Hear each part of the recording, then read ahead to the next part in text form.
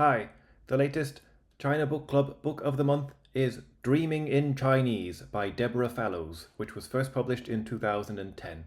So, Deborah Fallows is a lifelong linguist. She was Vice Dean of Languages at Georgetown University in Washington, D.C., before she went to live overseas, and she spent a good few years in Japan and also some in China. And Dreaming in Chinese is about her experience of learning Chinese as an adult and the challenges that came up and the insights that she can share with the knowledge she gained. So when someone goes to live in a alien culture, they will have their own way of interpreting things. So some people might use the cuisine, some will use the tea culture, others music. For Deborah Fallows, it was languages because she is a lifelong linguist. So these are some really great quotes from the book Dreaming in Chinese. A difference she observed about tendency to not say please or thank you in China is this one. So, good friends are so close, they are like part of you, Danny said. Why would you say please or thank you to yourself? It doesn't make sense. English-speaking people might overuse the word thank you, whereas from our point of view, Chinese-speaking people might underuse the word thank you, and really it's just a cultural difference. Another observation about choosing English names for the Chinese people who she met. When I asked Xiao Xue if she had an English name like the other girls, she shot me a silent look, reminding me instantly that she was fresh from Shanxi, a poor, dismal coal mining province, that said, "How in the world would I have got an English name?" When I asked her if she would like to have one, she nodded yes right away. I considered names that sounded kind of like her own. Sharon, Sandy, Sasha. Xiao Xue listened and without hesitating even a second said Sasha. That is how Xiao Xue became my responsibility and how I gave her the name she might use for the rest of her working life.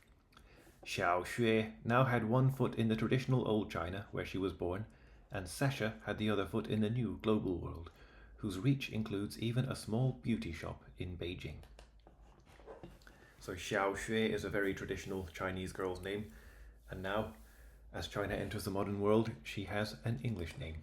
So another is an observation about the Chinese word xiangfu, which means happiness, but I think it is a much stronger word than the English word happiness, because both xiang and fu can individually mean luck. So the kind of happiness that one has to be particularly lucky to experience. So this passage here.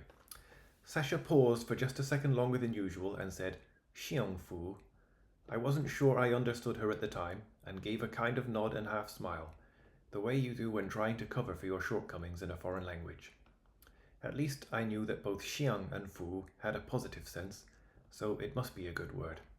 Words like xiangfu suggest China is an older, wiser civilization, in that it acknowledges that happiness is something that mostly happens as a result of good fortune rather than is a natural state. One last quote from the book. I can't believe I am quoting Chairman Mao, but he actually said something very good that applies to me. Hao hao xue xi, tian tian xiang shang. This is literally good good study study day day up up.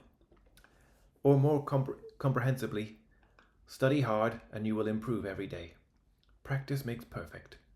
These are words I live by in China. I did inch away from being overwhelmed at such a massive, intense, overwhelming country toward touching a few people one by one and getting a little closer to their lives, however small the increment. This reward gave me at least the illusion that I belonged, if just for a little bit, in this extraordinary country at this moment in history. So, Dreaming in Chinese by Deborah Fallows. I particularly recommend it to people who are near the early stages of learning Chinese as an adult. And then after 6 months to a year, when you've learned quite a bit, you'll go back and you'll appreciate her insights even more. Of course, the ideal time to start learning a language is when you're a small child, but when you start learning it as an adult, then you can intellectualize things a bit more and spot patterns a bit more. And as well as being an adult, Deborah Fallows was a professional linguist when she wrote the book. So really, really valuable insights into the language and the conversation between the two cultures.